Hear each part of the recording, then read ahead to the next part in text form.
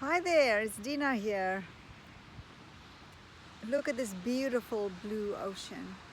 I haven't been down here for a while because of the rainy weather, but also they are, I don't know if you can know, you can't see that. The conservation people are digging a new trench to put down new pipes to water the vegetation. So it's still actually closed, but I took a chance to walk on the side so I could cross. Otherwise, it means I had to go down to drive down. But anyway, what do I want to say? Just want to pick up my shoes. You know, I've been a little bit in my cave again, just processing and myself, look at my own mind patterns, surrender, practice the now. And what it comes down to is love. It all comes down to love, to loving ourselves, to that amazing self-love. Oh my, now it's getting a little bit tricky here to cross this path. Okay, just bear with me.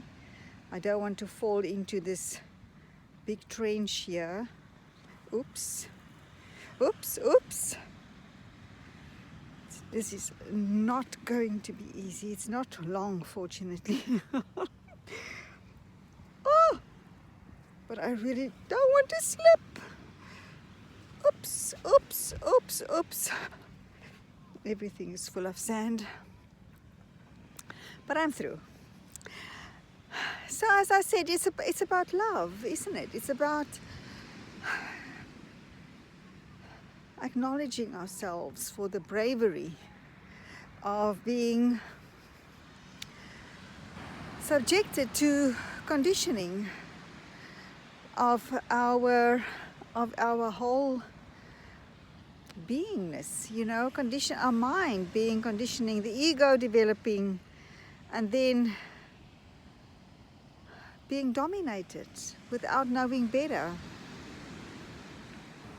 I just spoke to a client of mine, and she's going through a stressful period, and she was saying that she could actually sense in her children, the way they talk, that they're picking up her energy.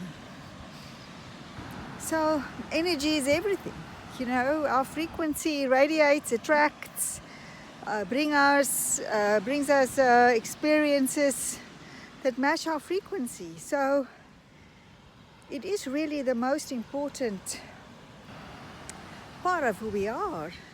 The only way that we can maintain and sustain a high frequency is to love ourselves, to love ourselves unconditionally, without putting conditions on our, on circumstances when everything will be perfect. It takes us out of the now, takes us out of the present moment, and then that is when we really suffer. I mean, I know from the past few days that is absolutely a fact. How we can cause our own suffering just by identifying with the assumptions of our minds, because of course it's not true. It's not our truth.